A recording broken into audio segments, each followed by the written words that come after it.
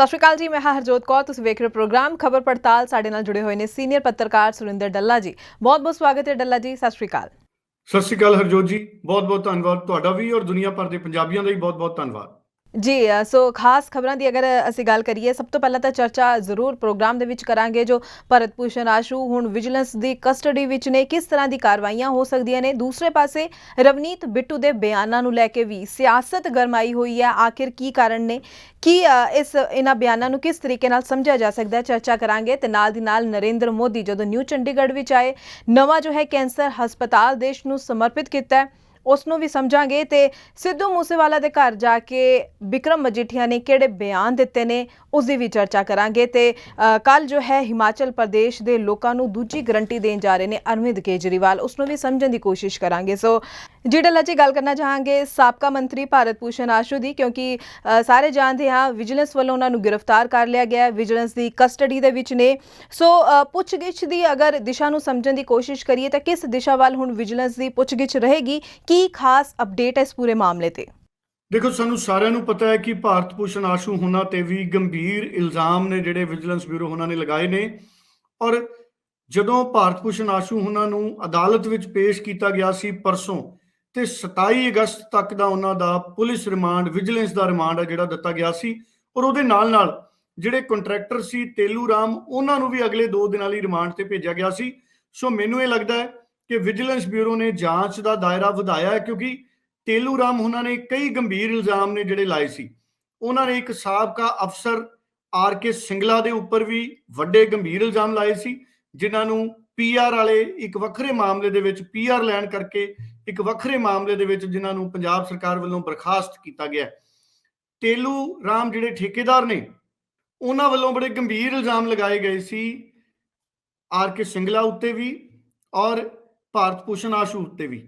ਹੁਣ ਕਿਉਂਕਿ ਤੇਲੂ ਰਾਮ ਗਿਰਫਤ ਦੇ ਵਿੱਚ ਨੇ ਵਿਜੀਲੈਂਸ ਬਿਊਰੋ ਦੀ, ਔਰ ਜਿਹੜੇ ਭਾਰਤ ਭੂਸ਼ਣ ਆਸ਼ੂ ਨੇ ਉਹਨਾਂ ਦੇ ਜਿਹੜੇ ਪੀਏ ਕਹੇ ਜਾਂਦੇ ਨੇ ਮੀਨੂ ਪੰਕਜ ਮਲਹੋਤਰਾ, ਉਹ ਹਲੇ ਵੀ ਵਿਜੀਲੈਂਸ ਦੀ ਗਿਰਫਤ ਦੇ ਵਿੱਚ ਨਹੀਂ ਆਏ। ਜਿਸ ਤਰੀਕੇ ਦੀਆਂ ਗੱਲਾਂ ਨੇ, ਭਾਵੇਂ ਦਾਅਵੇ ਕੀਤੇ ਜਾ ਰਹੇ ਸੀ ਜਿਸ ਦਿਨ ਧਰਨਾ ਮਾਰਿਆ ਰਾਜਾ ਵੜਿੰਗ, ਭਾਰਤ ਭੂਸ਼ਣ ਆਸ਼ੂ ਔਰ ਹੋਰ ਕਾਂਗਰਸੀਆਂ ਨੇ ਕਿ ਅਸੀਂ ਸਾਰੇ ਇੱਥੇ ਮੌਜੂਦ ਹਾਂ, ਦੱਸੋ ਵਿਜੀਲੈਂਸ ਬਿਊਰੋ ਨੂੰ ਕੌਣ ਚਾਹੀਦਾ, ਅਸੀਂ ਸਾਰੇ ਗ੍ਰਿਫਤਾਰੀਆਂ ਦੇਵਾਂਗੇ। ਉਸ ਦਿਨ ਨਾ ਤਾਂ ਲੁਧਿਆਣਾ ਇੰਪਰੂਵਮੈਂਟ ਟਰਸਟ ਦੇ ਇੱਕ ਸਾਬਕਾ ਚੇਅਰਮੈਨ ਨੇ, ਉਹ ਮੌਜੂਦ ਸੀ ਉਸ ਪ੍ਰੋਟੈਸਟ ਦੇ ਵਿੱਚ। ਧਰਨਾ ਨਹੀਂ, ਮੈਮੋਰੈਂਡਮ ਦੇਣ ਗਏ ਸੀ। ਉਹ ਧਰਨੇ ਦੀ ਗੱਲ ਉਹਨਾਂ ਨੇ ਰੱਦ ਕਰਤੀ ਸੀ।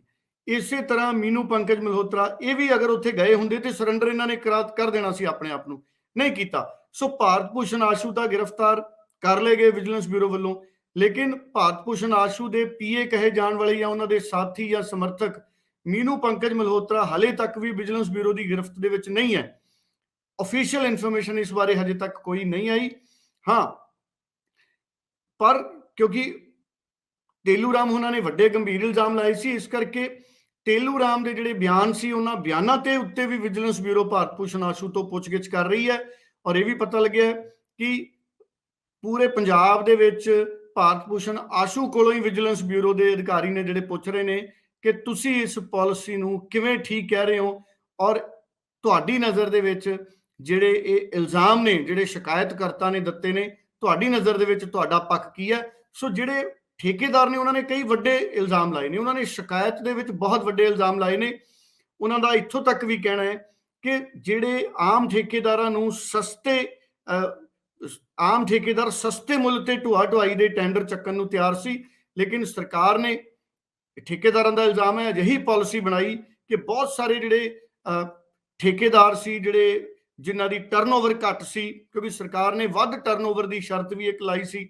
ਸੋ ਕਈ ਠੇਕੇਦਾਰ ਉਹ ਐਲੀਜੀਬਲ ਨਹੀਂ ਰਹੇ ਅਪਲਾਈ ਕਰਨ ਲਈ, ਔਰ ਕਈ ਠੇਕੇਦਾਰਾਂ ਦਾ ਇਹ ਕਹਿਣਾ ਕਿ ਸਾਨੂੰ ਜਿਹੜੇ ਐਨਓਸੀ ਜਾਂ ਮੁਕੰਮਲ ਕਾਗਜ਼ਾਤ ਸੀ ਉਹ ਨਹੀਂ ਵੱਖ-ਵੱਖ ਮਹਿਕਮਿਆਂ ਚੋਂ ਮਿਲੇ, ਔਰ ਉਹ ਕਹਿੰਦੇ ਅਸੀਂ ਘੱਟ ਰੇਟ ਦੇ ਉੱਤੇ ਜਿਹੜੀ ਢੁਆ ਢੁਆਈ ਕਰਨ ਨੂੰ ਤਿਆਰ ਸੀ, ਉਹ ਸਰਕਾਰ ਨੇ ਵੱਧ ਰੇਟ ਦੇ ਉੱਤੇ ਢੁਆ ਢੁਆਈ ਕਰਾਈ ਹੈ। ਸੋ ਇਹਦੇ ਬਾਰੇ ਵੀ ਟਰਾਂਸਪੋਰਟੇਸ਼ਨ ਕਰਾਈ ਹੈ। ਢੁਆ ਢੁਆਈ ਮਤਲਬ ਟਰਾਂਸਪੋਰਟੇਸ਼ਨ, ਲਿਫਟਿੰਗ ਜਾਂ ਲੋਡਿੰਗ। ਸੋ ਇਹ ਜਿਹੜੇ ਇਲਜ਼ਾਮ ਨੇ ਹਰਜੋਤ ਜੀ, ਇਹਨਾਂ ਸਾਰੇ ਇਲਜ਼ਾਮਾਂ ਦਾ ਜਿਹੜਾ ਹੈ ਕੱਪੜ ਛਾਣ ਕੀਤਾ ਜਾ ਰਿਹਾ, ਪੁਣ ਛਾਣ ਕੀਤਾ ਜਾ ਰਿਹਾ ਵਿਜੀਲੈਂਸ ਬਿਊਰੋ ਵੱਲੋਂ। ਇਹ ਸਾਰੇ ਇਲਜ਼ਾਮਾਂ ਦੇ ਉੱਤੇ ਭਾਰਤ ਭੂਸ਼ਣ ਆਸ਼ੂ ਤੋਂ ਵੀ ਵਿਜੀਲੈਂਸ ਬਿਊਰੋ ਉਹਨਾਂ ਦਾ ਪੱਖ ਜਾਣ ਰਹੀ ਹੈ। ਔਰ ਇਹ ਦੱਸਿਆ ਜਾ ਰਿਹਾ ਹੈ ਕਿ ਤੇਲੂ ਰਾਮ ਹੁਣੇ ਨੇ ਜਿਹੜੇ ਉਹਨਾਂ ਦੇ ਬਿਆਨ ਜਿਹੜੇ ਆਏ ਨੇ ਜਿਹੜੇ ਉਹਨਾਂ ਨੇ ਆਪਣੇ ਖੁਲਾਸੇ ਕੀਤੇ ਨੇ ਉਹਨਾਂ ਦੇ ਉੱਪਰ ਵੀ ਭਾਰਤ ਭੂਸ਼ਣ ਆਸ਼ੂ ਉਹਨਾਂ ਦੀ ਰਾਏ ਲਈ ਜਾ ਰਹੀ ਹੈ।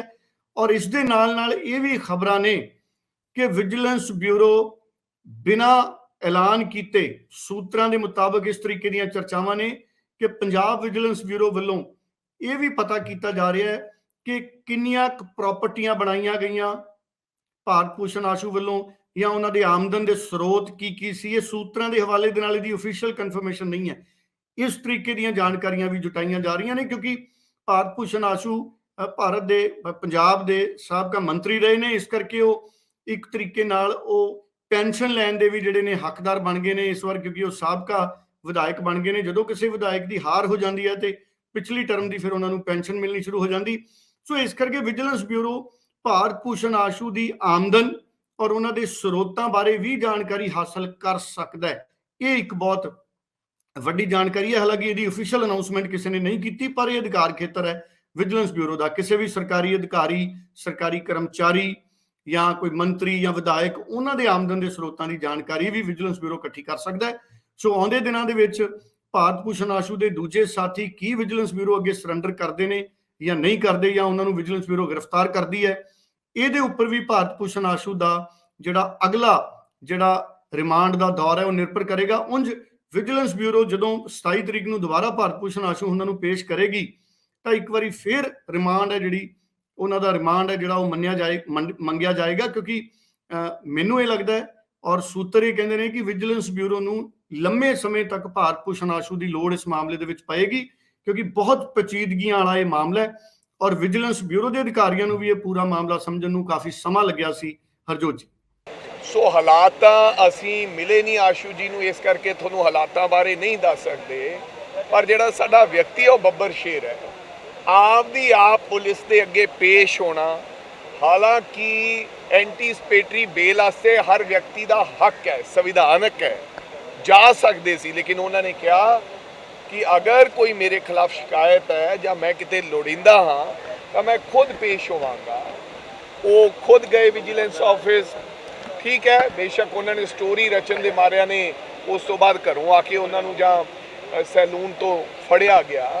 ਹਾਲਾਤਾਂ ਬਾਰੇ ਸਾਨੂੰ ਬਹੁਤੀ ਕੋਈ ਜਾਣਕਾਰੀ ਨਹੀਂ ਹੈ, ਲੇਕਿਨ ਇੱਕ ਗੱਲ ਜ਼ਰੂਰ ਤੁਹਾਨੂੰ ਕਹਿਣਾ ਚਾਹੁੰਦਾ ਕਿ 6 ਦਿਨਾਂ ਦੇ ਰਿਮਾਂਡ ਤੋਂ ਬਾਅਦ ਠੇਕੇਦਾਰ ਸਾਹਿਬ ਨੂੰ ਪਹਿਲਾਂ ਜਦੋਂ ਫੜਿਆ ਤੇ ਠੇਕੇਦਾਰ ਸਾਹਿਬ ਨੇ ਕਿਹਾ ਕਿ ਮੈਂ ਜੋ ਮੈਨੂੰ ਨਹੀਂ ਪਤਾ ਕਿਹਾ ਕਿ ਨਹੀਂ ਕਿਹਾ ਵੀ ਮੈਂ ਇਹਨਾਂ ਦਾ ਕੋਈ ਪੀਏ ਹੈਗਾ, ਹਾਲਾਂਕਿ ਉਹ ਪੀਏ ਨਹੀਂ ਹੈ, ਸੋ ਕਾਲਡ ਉਹਨੂੰ ਪੀਏ ਦਾ ਦਰਜਾ ਦਿੱਤਾ ਗਿਆ, ਕੋਈ ਜਾਣਕਾਰ ਸਾਥੀ ਹੋਣਾ, ਸੱਜਣ ਹੋਣਾ, ਤੇ ਉਸ ਪੀਏ ਨੂੰ ਅਸੀਂ ਪੈਸੇ ਦਿੰਦੇ ਹੁੰਦੇ ਸੀ ਜਾਂ ਕਿਸੇ ਆਫੀਸਰ ਦਾ ਨਾਂ ਕਿਹਾ ਹੋਣਾ, ਮੈਨੂੰ ਇਹਦੀ ਜਾਣਕਾਰੀ ਨਹੀਂ ਹੈ। ਤੇ 6 ਦਿਨ ਰਿਮਾਂਡ 'ਚ ਰੱਖਣ ਤੋਂ ਬਾਅਦ ਜੋ ਕੱਲ ਉਸ ਠੇਕੇਦਾਰ ਸਾਹਿਬ ਨੇ ਕਿਹਾ ਕਿ ਮੈਂ ਕਦੇ ਆਸ਼ੂ ਜੀ ਨੂੰ ਮਿਲਿਆ ਨਹੀਂ, ਇਸ ਤੋਂ ਵੱਡਾ ਪੁਖਤਾ ਸਬੂਤ ਕੀ ਹੋ ਸਕਦਾ ਹੈ। ਜੀ ਡੱਲਾ ਜੀ, ਉਧਰ ਅਸੀਂ ਅਗਰ ਗੱਲ ਕਰੀਏ ਭਾਜਪਾ ਦੇ ਕੁਝ ਲੀਡਰਾਂ ਦੀ, ਤਾਂ ਉਹਨਾਂ ਨੇ ਰਵਨੀਤ ਬਿੱਟੂ ਦੇ ਉਹਨਾਂ ਬਿਆਨਾਂ ਤੇ ਵੀ ਸਵਾਲ ਖੜੇ ਕਰ ਦਿੱਤੇ ਨੇ, ਉਸ ਵਰਤਾਅ ਦੇ ਉੱਪਰ ਵੀ ਸਵਾਲ ਖੜੇ ਕਰ ਦਿੱਤੇ ਨੇ ਜਦੋਂ ਵਿਜੀਲੈਂਸ ਦੀ ਜਿਹੜੀ ਟੀਮ ਹੈ ਉਹ ਸਾਬਕਾ ਮੰਤਰੀ ਭਾਰਤ ਭੂਸ਼ਣ ਆਸ਼ੂ ਨੂੰ ਗ੍ਰਿਫਤਾਰ ਕਰਨ ਗਏ ਸੀ। ਸੋ ਰਵਨੀਤ ਬਿੱਟੂ ਕਾਫੀ ਗੁੱਸੇ ਵਿੱਚ ਸੀ, ਉਹਨਾਂ ਦੇ ਬਿਆਨ ਸਾਰਿਆਂ ਨੇ ਹੀ ਸੁਣੇ ਨੇ। ਸੋ ਉਹਨਾਂ ਦੇ ਇਹਨਾਂ ਬਿਆਨਾਂ ਦੇ ਉੱਪਰ ਹੁਣ ਸਿਆਸਤ ਵੀ ਭਖਦੀ ਨਜ਼ਰ ਆ ਰਹੀ ਹੈ, ਕੀ ਕਹਿਣਾ ਚਾਹੋਗੇ? ਦੇਖੋ, ਸਿਆਸਤ ਤਾਂ ਹੋ ਰਹੀ ਹੈ, ਇਹਦੇ ਵਿੱਚ ਕੋਈ ਦੋ ਰਾਏ ਨਹੀਂ ਹੈ। ਭਾਰਤੀ ਜਨਤਾ ਪਾਰਟੀ ਦੇ ਕਈ ਲੀਡਰ ਨੇ, ਸੁਰਜੀਤ ਕੁਮਾਰ ਜਿਆਣੀ ਵੀ ਨੇ, ਉਹ ਕਹਿੰਦੇ ਮੈਂਬਰ ਪਾਰਲੀਮੈਂਟ ਰਵਨੀਤ ਬਿੱਟੂ ਨੇ ਜਿਹੜੇ ਉਹਨਾਂ ਦਾ ਆਚਰਣ ਉਸ ਦਿਨ ਇੰਨਾ ਸਹੀ ਨਹੀਂ ਸੀਗਾ ਜਿਸ ਦਿਨ ਰਵਨੀਤ ਬਿੱਟੂ ਹੁਣੇ ਨਾਲ ਮੌਜੂਦ ਸੀ ਭਾਰਤ ਭੂਸ਼ਣ ਆਸ਼ੂ ਦੇ, ਔਰ ਇੱਕ ਸੈਲੂਨ ਤੋਂ ਜਦੋਂ ਗ੍ਰਿਫਤਾਰ ਕਰਨ ਦੀ ਕੋਸ਼ਿਸ਼ ਕੀਤੀ ਗਈ ਭਾਰਤ ਭੂਸ਼ਣ ਆਸ਼ੂ ਨੂੰ। ਸੋ ਰਵਨੀਤ ਬਿੱਟੂ ਉਹਨਾਂ ਦਾ ਜਿਹੜਾ ਉਸ ਦਿਨ ਦਾ ਕਿਰਦਾਰ ਸੀ ਉਹ ਸੋਸ਼ਲ ਮੀਡੀਆ ਤੇ ਵੀ ਉਹਨਾਂ ਨੇ ਆਪਣੇ ਆਪ ਨੂੰ ਲਾਈਵ ਕੀਤਾ ਸੀ। ਸੋ ਬੀਜੇਪੀ ਦੇ ਲੀਡਰ ਇਹਦਾ ਬੁਰਾ ਮਨਾ ਰਹੇ ਨੇ। ਉਹਨਾਂ ਦਾ ਕਹਿਣਾ ਹੈ ਕਿ ਇੱਕ ਮੈਂਬਰ ਪਾਰਲੀਮੈਂਟ ਨੂੰ ਇਸ ਤਰੀਕੇ ਦੀ ਭਾਸ਼ਾ ਨਹੀਂ ਵਰਤੀ ਜਾਣੀ ਚਾਹੀਦੀ ਸੀ। ਹਾਲਾਂਕਿ ਇਹ ਵੀ ਰਿਪੋਰਟਾਂ ਨੇ ਮੀਡੀਆ ਦੇ ਵਿੱਚ ਕਿ ਭਾਰਤ ਭੂਸ਼ਣ ਆਸ਼ੂ ਨੂੰ ਜਦੋਂ ਵਿਜੀਲੈਂਸ ਬਿਊਰੋ ਗ੍ਰਿਫਤਾਰ ਕਰਨ ਆਈ ਤੇ ਉਦੋਂ ਰਵਨੀਤ ਬਿੱਟੂ ਉਹਨਾਂ ਨੇ ਜਿਹੜਾ ਆਚਰਣ ਪੇਸ਼ ਕੀਤਾ, ਵਿਜੀਲੈਂਸ ਬਿਊਰੋ ਨੇ ਇਹ ਮੰਨਿਆ ਕਿ ਉਹਨਾਂ ਦੇ ਕੰਮ 'ਚ ਦਖਲ ਹੈ। ਔਰ ਪਤਾ ਲੱਗਿਆ ਕਿ ਇਹ ਸ਼ਿਕਾਇਤ ਜਿਹੜੀ ਦਿੱਤੀ ਗਈ ਹੈ, ਹਾਲੇ ਤੱਕ ਉਹਦੇ ਤੇ ਕੀ ਕਾਰਵਾਈ ਹੋਈ ਹੈ ਜਾਂ ਨਹੀਂ ਹੋਈ, ਇਸ ਬਾਰੇ ਕਿਸੇ ਤਰ੍ਹਾਂ ਦੀ ਹਜੇ ਜਾਣਕਾਰੀ ਹੈ ਜਿਹੜੀ ਉਹ ਹਰਜੋਤ ਜੀ ਸਾਹਮਣੇ ਨਹੀਂ ਆਈ ਹੈ। ਪਰ ਸਿਆਸੀ ਸਫਾ ਦੇ ਵਿੱਚ ਇਹ ਮਾਮਲਾ ਪੂਰੀ ਤਰ੍ਹਾਂ ਨਾਲ ਗਰਮ ਹੈ। ਭਗਵੰਤ ਮਾਨ ਉਹਨਾਂ ਨੇ ਵੀ ਲਗਾਤਾਰ ਕਿਹਾ ਸੀ ਕਿ ਪਹਿਲਾਂ ਤਾਂ ਮੋਹਾਲੀ ਦੇ ਵਿੱਚ ਆਪ ਵਿਜੀਲੈਂਸ ਬਿਊਰੋ ਦੇ ਦਫ਼ਤਰ ਗਏ, ਮੰਗ ਪੱਤਰ ਦਿੱਤਾ ਤੇ ਇਹ ਕਿਹਾ ਉੱਥੇ ਨਾਅਰੇ ਲਾ ਕੇ ਵੀ ਅਸੀਂ ਆ ਗਏ ਹਾਂ, ਸਾਨੂੰ ਜੇ ਲੋੜ ਹੈ ਤਾਂ ਲੈ ਜਾਓ।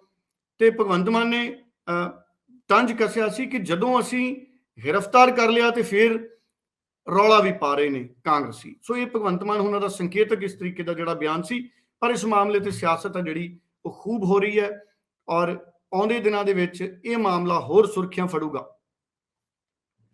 ਜੀ ਡੱਲਾ ਜੀ, ਅਗਲੀ ਖਬਰ ਦਾ ਰੁਖ ਕਰੀਏ ਤਾਂ ਸਾਡੇ ਦੇਸ਼ ਦੇ ਪ੍ਰਧਾਨ ਮੰਤਰੀ ਨਰਿੰਦਰ ਮੋਦੀ ਨਿਊ ਚੰਡੀਗੜ੍ਹ ਪਹੁੰਚੇ ਸੀ ਅਤੇ ਉੱਥੇ ਪਹੁੰਚ ਕੇ ਉਹਨਾਂ ਨੇ ਟਾਟਾ ਮੈਮੋਰੀਅਲ ਸੈਂਟਰ ਕੈਂਸਰ ਹਸਪਤਾਲ ਜੋ ਹੈ ਦੇਸ਼ ਨੂੰ ਸਮਰਪਿਤ ਕੀਤਾ। ਸੋ ਕੀ ਕਹਿਣਾ ਚਾਹੋਗੇ, ਕਿਸ ਤਰ੍ਹਾਂ ਦਾ ਫਾਇਦਾ ਹੋਏਗਾ, ਕਿਹੜੇ-ਕਿਹੜੇ ਸੂਬਿਆਂ ਨੂੰ ਇਸ ਦਾ ਫਾਇਦਾ ਹੋਏਗਾ ਅਤੇ ਅਗਰ ਅਸੀਂ ਪੰਜਾਬ ਦੀ ਗੱਲ ਕਰ ਲਈਏ ਤਾਂ ਪੰਜਾਬ ਨੂੰ ਕਿਸ ਤਰ੍ਹਾਂ ਦਾ ਲਾਭ ਹੋਏਗਾ ਇਸ ਹਸਪਤਾਲ ਦੇ ਨਾਲ? ਪ੍ਰਜੋਤ ਜੀ ਦੇਖੋ, ਪ੍ਰਧਾਨ ਮੰਤਰੀ ਨਰਿੰਦਰ ਮੋਦੀ ਨਿਊ ਮੁੱਲਾਪੁਰ ਪਹੁੰਚੇ, ਉੱਥੇ ਮੁੱਲਾਪੁਰ ਗਰੀਬਦਾਸ ਵਿਖੇ, ਔਰ ਉਹਨਾਂ ਨੇ ਭਾਰਤ ਸਰਕਾਰ ਦੇ ਪਰਮਾਣੂ ਊਰਜਾ ਮਹਿਕਮੇ ਦੇ ਵੱਲੋਂ ਜਿਹੜੇ ਯਤਨ ਕੀਤੇ ਗਏ ਔਰ ਉਹਨਾਂ ਵੱਲੋਂ ਸਹਾਇਤਾ ਦਿੱਤੀ ਗਈ। ਸੋ 660 ਕਰੋੜ ਰੁਪਏ ਦੇ ਨਾਲ ਇੱਕ ਟਾਟਾ ਮੈਮੋਰੀਅਲ ਸੈਂਟਰ ਬਣਾਇਆ ਗਿਆ। ਇਹਨੂੰ ਹੋਮੀ ਭਾਬਾ ਕੈਂਸਰ ਹਸਪਤਾਲ ਅਤੇ ਖੋਜ ਕੇਂਦਰ ਵੀ ਇਹਦਾ ਨਾਮ ਹੈ। ਸੋ ਉਹਦਾ ਉਦਘਾਟਨ ਕੀਤਾ ਹੈ ਔਰ ਦੇਸ਼ ਨੂੰ ਸਮਰਪਿਤ ਕੀਤਾ। ਸਿੱਧੇ ਤੌਰ ਤੇ ਪੰਜਾਬ, ਹਰਿਆਣਾ, ਹਿਮਾਚਲ ਔਰ ਕਈ ਸੂਬਿਆਂ ਨੂੰ, ਜੰਮੂ ਕਸ਼ਮੀਰ ਵਰਗੇ ਸੂਬਿਆਂ ਨੂੰ ਵੀ ਇਸ ਜਿਹੜਾ ਸੈਂਟਰ ਦਾ ਇਹਦਾ ਬਹੁਤ ਲਾਭ ਮਿਲੇਗਾ। ਕੈਂਸਰ ਦੇ ਇਲਾਜ ਦੇ ਲਈ 51 ਏਕੜ ਦੇ ਵਿੱਚ ਇਹ ਹਸਪਤਾਲ ਬਣਾਇਆ ਗਿਆ ਹੈ ਔਰ ਇਸ ਤਰੀਕੇ ਦੇ ਜਿਹੜੇ ਵੱਡੇ ਹਸਪਤਾਲ ਨੇ ਇਹ ਸੱਚਮੁੱਚ ਬਹੁਤ ਜ਼ਰੂਰੀ ਨੇ।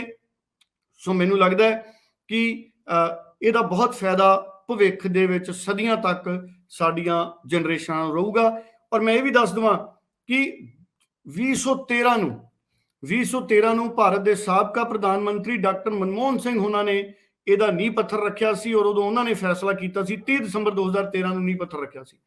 ਉਹਨਾਂ ਨੇ ਫੈਸਲਾ ਕੀਤਾ ਸੀ ਕਿ ਜਦੋਂ ਅਸੀਂ ਐਡਾ ਵੱਡਾ ਖੋਜ ਕੇਂਦਰ ਔਰ ਕੈਂਸਰ ਹਸਪਤਾਲ ਬਣਾਉਣਾ ਹੈ ਤੇ ਅਸੀਂ ਪੰਜਾਬ ਦੇ ਆਲੇ ਦੁਆਲੇ ਨਿਊ ਜਿਹੜਾ ਚੰਡੀਗੜ੍ਹ ਹੈ ਉੱਥੇ ਅਸੀਂ ਜਗ੍ਹਾ ਜਿਹੜੀ ਚਿੰਨਤ ਕਰਦੇ ਹਾਂ ਤੇ ਉੱਥੇ ਹੀ ਫਿਰ ਉਹਨਾਂ ਨੇ ਇਹਦਾ ਨੀਂਹ ਪੱਥਰ ਰੱਖਿਆ ਸੀ। ਸੋ 51 ਏਕੜ ਦੇ ਵਿੱਚ ਜਿਹੜਾ ਫੈਲਿਆ ਹੋਇਆ ਹੈ ਔਰ ਇਹ ਬਹੁਤ ਵੱਡੀ ਸੌਗਾਤ ਹੈ। ਪ੍ਰਧਾਨ ਮੰਤਰੀ ਨਰਿੰਦਰ ਮੋਦੀ ਖੁਦ ਉੱਥੇ ਪਹੁੰਚੇ, ਪੰਜਾਬ ਦੇ ਮੁੱਖ ਮੰਤਰੀ ਭਗਵੰਤ ਮਾਨ ਹਾਜ਼ਰ ਰਹੇ, ਬਨਵਾਰੀ ਲਾਲ ਪੁਰੋਹਿਤ ਪੰਜਾਬ ਦੇ ਗਵਰਨਰ ਨੇ, ਉਹ ਉੱਥੇ ਮੌਜੂਦ ਰਹੇ ਔਰ ਭਗਵੰਤ ਮਾਨ ਨੇ ਧੰਨਵਾਦ ਵੀ ਕੀਤਾ ਪ੍ਰਧਾਨ ਮੰਤਰੀ ਸਾਹਿਬ ਦਾ ਔਰ ਇਸ ਹਸਪਤਾਲ ਨੂੰ ਪੰਜਾਬ ਦੇ ਲਈ ਇੱਕ ਵੱਡੀ ਸੌਗਾਤ ਦੱਸਿਆ।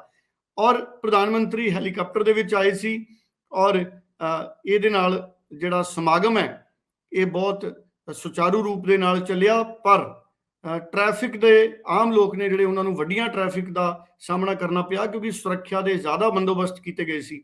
ਚੋਣਾਂ ਤੋਂ ਪਹਿਲਾਂ ਜਦੋਂ ਪ੍ਰਧਾਨ ਮੰਤਰੀ ਫਿਰੋਜ਼ਪੁਰ ਆਏ ਸੀ ਤੇ ਉਹਨਾਂ ਦਾ ਜਿਹੜਾ ਦੌਰਾ ਹੈ ਉਹਦੇ ਵਿੱਚ ਰੁਕਾਵਟਾਂ ਪਈਆਂ ਸੀ, ਜਿਸ ਤੋਂ ਬਾਅਦ ਕਾਫੀ ਸਿਆਸਤ ਵੀ ਹੋਈ। ਉਸ ਵੇਲੇ ਚਰਨਜੀਤ ਚੰਨੀ ਪੰਜਾਬ ਦੇ ਮੁੱਖ ਮੰਤਰੀ ਸੀ।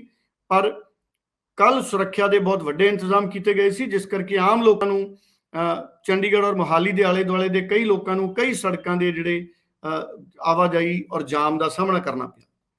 हम सभी ने अपने देश को विकसित भारत बनाने का संकल्प लिया है। भारत को विकसित बनाने के लिए उसकी स्वास्थ्य सेवाओं का भी विकसित होना उतना ही जरूरी है। जब भारत के लोगों को इलाज के लिए आधुनिक अस्पताल मिलेंगे, आधुनिक सुविधाएं मिलेगी, तो वो और जल्दी स्वस्थ होंगे, उनकी ऊर्जा सही दिशा में लगेगी, अधिक प्रोडक्टिव होगी। आज होमी भाभा कैंसर अस्पताल और रिसर्च सेंटर के तौर पर भी देश को एक आधुनिक अस्पताल मिला है। इस आधुनिक सुविधा के निर्माण में केंद्र सरकार के टाटा मेमोरियल सेंटर ने महत्वपूर्ण भूमिका निभाई है। ये सेंटर देश विदेश में अपनी सेवाएं उपलब्ध कराकर कैंसर के मरीजों का जीवन बचा रहा है। देश में कैंसर की आधुनिक सुविधाओं के निर्माण में भारत सरकार अग्रणी रोल निभा रहा है। ਤੁਸੀਂ ਵੀ ਬਦਕਿਸਮਤੀ ਨਾਲ ਸਾਨੂੰ ਇੱਥੇ ਦੁੱਖ ਨਾ ਕਹਿਣਾ ਪੈ ਰਿਹਾ ਕਿ ਤੁਸੀਂ ਵੀ 5 ਜਨਵਰੀ ਨੂੰ ਜਦੋਂ ਆਏ ਸੀ ਤਾਂ ਤੁਹਾਡਾ ਪ੍ਰੋਗਰਾਮ ਜਿਹੜਾ ਉਹ ਕੈਂਸਲ ਕਰਨਾ ਪਿਆ, ਜੋ ਕਿ ਬਹੁਤ ਹੀ ਦੁੱਖ ਦੀ ਗੱਲ ਸੀ। ਸੋ ਅੱਜ ਉਹੀ ਪੰਜਾਬ ਤੁਹਾਨੂੰ ਦੇਖ ਕੇ ਔਰ ਤੁਹਾਡੇ ਸਵਾਗਤ ਦੇ ਵਿੱਚ ਅੱਖਾਂ ਵਿਛਾ ਰਿਹਾ ਹੈ। ਸਰ ਤੁਸੀਂ ਸਾਡੇ ਦੇਸ਼ ਦੇ ਪ੍ਰਧਾਨ ਮੰਤਰੀ ਹੋ, ਸਾਡਾ ਫਰਜ਼ ਬਣਦਾ है कि ਅਸੀਂ ਤੁਹਾਡਾ ਨਿੱਘਾ ਸਵਾਗਤ ਕਰੀਏ। और पंजाबी जो हैं वो मेजबानी के लिए जाने जाते हैं। सर पंजाबी जो हैं वो मेजबानी के लिए जाने जाते हैं, हॉस्पिटैलिटी के लिए जाने जाते हैं, इलाज वास्ते साडे बुजुर्गों के। और ਇੱਥੇ ਹੀ ਭਾਵੇਂ ਉਹ ਮੁਹੱਲਾ ਕਲੀਨਿਕ ਹੋਣ, ਭਾਵੇਂ ਜੋ ਵੀ ਜਿਸ ਤਰੀਕੇ ਨਾਲ ਵੀ ਉਹਨਾਂ ਨੂੰ ਚਾਹੇ ਉਹ ਡਿਸਪੈਂਸਰੀ ਹੋਣ, ਸਾਡਾ ਮਕਸਦ ਹੈ ਜਿਹੜਾ ਅਰੋਗ ਭਾਰਤ, ਅਰੋਗ ਪੰਜਾਬ, ਸਿਹਤਮੰਦ ਪੰਜਾਬ। ਇਹ ਉਹੀ ਪੰਜਾਬ ਹੈ ਪ੍ਰਧਾਨ ਮੰਤਰੀ ਜੀ ਜਿੱਥੋਂ ਮਿਲਖਾ ਸਿੰਘ ਹੋਰੀ, ਜਿੱਥੋਂ ਦਾਰਾ ਸਿੰਘ ਹੋਰੀ, ਜਿੱਥੋਂ ਬਲਬੀਰ ਸਿੰਘ ਹੋਰੀ ਹਾਕੀ ਵਾਲੇ ਜਾਦੂਗਰ ਪੈਦਾ ਹੋਏ ਨੇ ਖੇਡਾਂ ਦੇ।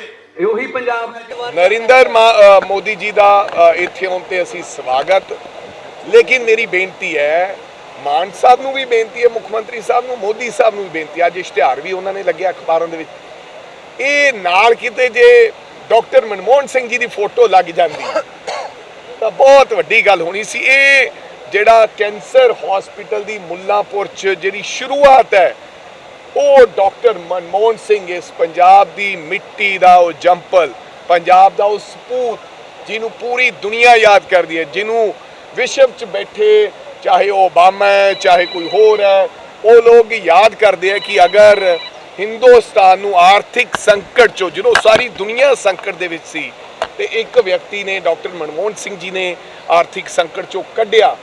ਸੋ ਮੈਨੂੰ ਲੱਗਦਾ ਕਿ ਅਗਰ ਡਾਕਟਰ ਮਨਮੋਹਨ ਸਿੰਘ ਜੀ ਦਾ ਵੀ ਉਹਦੇ 'ਚ ਧੰਨਵਾਦ ਹੁੰਦਾ ਤੇ ਕਿਤੇ ਸਾਡੇ ਵਰਗੇ ਕਾਂਗਰਸੀ ਲੋਕਾਂ ਨੂੰ ਵੀ ਉੱਥੇ ਸੱਦਿਆ ਹੁੰਦਾ ਕਿ ਇਹ ਸ਼ੁਰੂਆਤ ਕਾਂਗਰਸ ਪਾਰਟੀ ਦੇ ਦੇਸ਼ ਦੇ ਪ੍ਰਧਾਨ ਮੰਤਰੀ ਡਾਕਟਰ ਮਨਮੋਹਨ ਸਿੰਘ ਨੇ ਮੁੱਲਾਂਪੁਰ ਹਸਪੀਟਲ ਦੀ ਕੀਤੀ।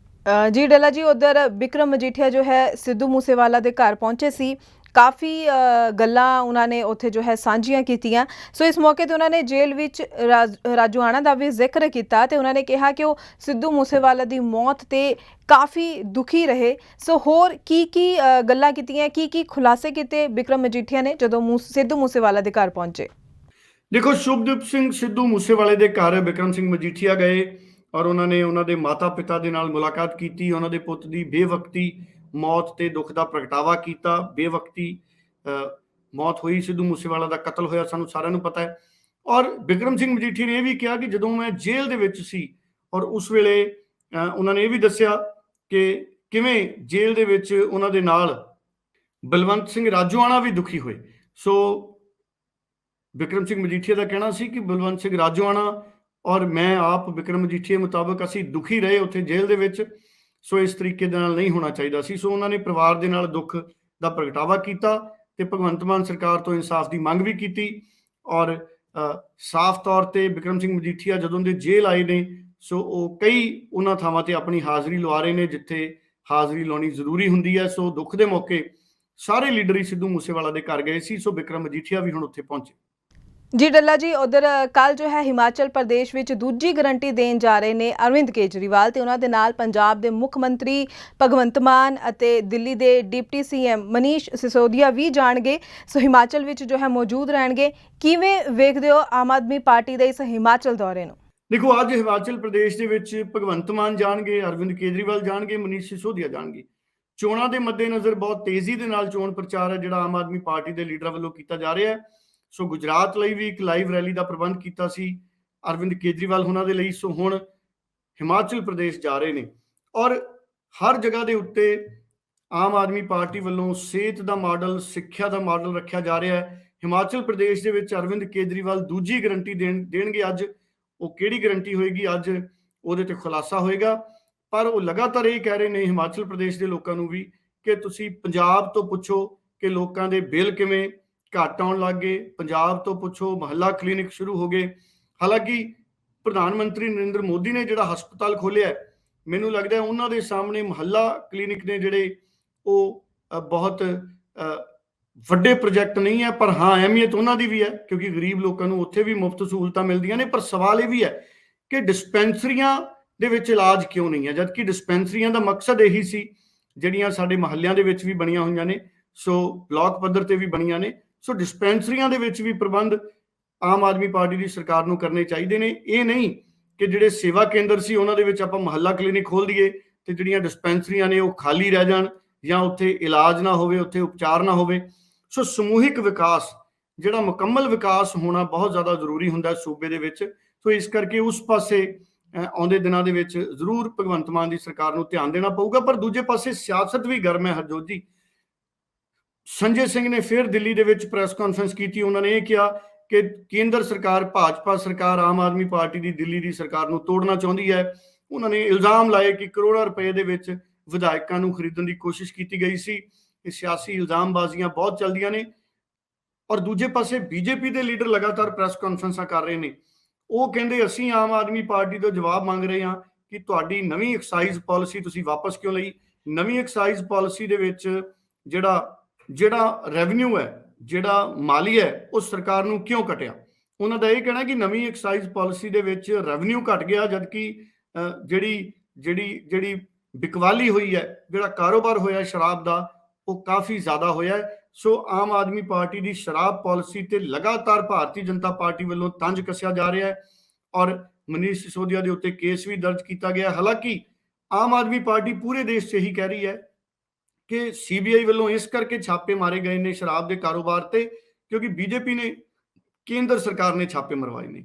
ਔਰ ਇਸ ਕਰਕੇ ਮਰਵਾਏ ਨੇ ਕਿਉਂਕਿ ਅਰਵਿੰਦ ਕੇਜਰੀਵਾਲ 2024 ਚ ਪ੍ਰਧਾਨ ਮੰਤਰੀ ਦਾ ਚਿਹਰਾ ਬਣ ਰਹੇ ਨੇ।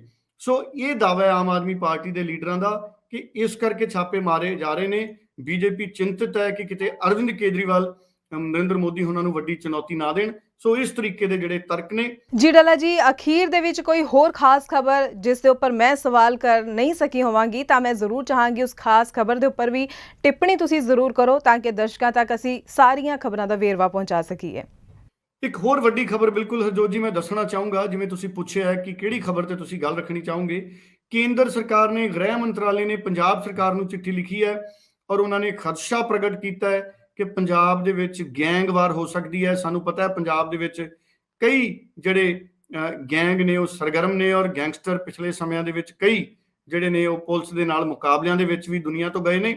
ਔਰ ਸ਼ੁਭਦੀਪ ਸਿੰਘ ਸਿੱਧੂ ਵਾਲੇ ਦੇ ਮਾਮਲੇ ਤੋਂ ਬਾਅਦ ਕਾਫੀ ਗੈਂਗਸਟਰਾਂ ਦੀ ਫੜੋਫੜੀ ਵੀ ਹੋਈ ਹੈ ਔਰ ਕਈ ਗੈਂਗਸਟਰ ਵਿਦੇਸ਼ਾਂ ਦੇ ਵਿੱਚ ਵੀ ਬੈਠੇ ਨੇ। ਔਰ ਪੰਜਾਬ 'ਚ ਸਾਨੂੰ ਪਤਾ ਹੈ ਕਿ ਲਗਾਤਾਰ ਜਿਹੜਾ ਬੰਬੀਹਾ ਗਰੁੱਪ ਹੈ ਉਹਨਾਂ ਵੱਲੋਂ ਧਮਕੀ ਦਿੱਤੀ ਗਈ ਹੈ ਸ਼ੁਭਦੀਪ ਸਿੰਘ ਸਿੱਧੂ ਮੂਸੇਵਾਲੇ ਦੇ ਜਿਹੜੇ ਕਾਤਲ ਨੇ ਉਹਨਾਂ ਤੋਂ ਬਦਲਾ ਲੈਣ ਦੀ। ਔਰ ਸਿੱਧੇ ਰੂਪ 'ਚ ਜੇ ਅਸੀਂ ਦੇਖੀਏ ਬੰਬੀਹਾ ਗਰੁੱਪ ਔਰ ਲਾਰੈਂਸ ਬਿਸ਼ਨੋਈ ਗਰੁੱਪ ਦੇ ਵਿੱਚ ਆਪਸੀ ਟਕਰਾਅ ਦੀਆਂ ਸੰਭਾਵਨਾਵਾਂ ਨੇ, ਜਿਸ ਕਰਕੇ ਇਸ ਜਿਹੜਾ ਗੈਂਗਵਾਰ ਹੈ ਉਹ ਤੋਂ ਬਚਣ ਦੇ ਲਈ ਜਿਹੜੀ ਹੈ ਗ੍ਰਹਿ ਮੰਤਰਾਲੇ ਵੱਲੋਂ ਪੰਜਾਬ ਸਰਕਾਰ ਨੂੰ ਕਿਹਾ ਗਿਆ ਹੈ। ਹਾਲਾਂਕਿ ਗੌਰਵ ਯਾਦਵ ਦੀ ਅਗਵਾਈ ਦੇ ਵਿੱਚ ਲਾਅ ਆਰਡਰ ਦੀ ਸਥਿਤੀ ਹੈ ਜਿਹੜੀ ਪਿਛਲੇ ਕੁਝ ਦਿਨਾਂ ਤੋਂ ਪੰਜਾਬ ਦੇ ਵਿੱਚ ਸੁਧਰੀ ਹੈ।